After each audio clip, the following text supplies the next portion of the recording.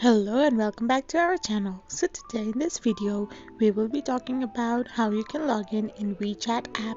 So without wasting much of our time, let's dive into the video.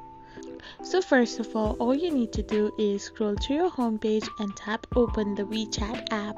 So once you tap it open, you will come to its interface where you simply need to type in your password, or you can also use the option to log in via SMS verification code. However, if you know your password, you can simply type in your password of your account, and after you are done with your filling of password, you can simply tap on the login option. So after a matter of seconds, you will get directly logged in into your account.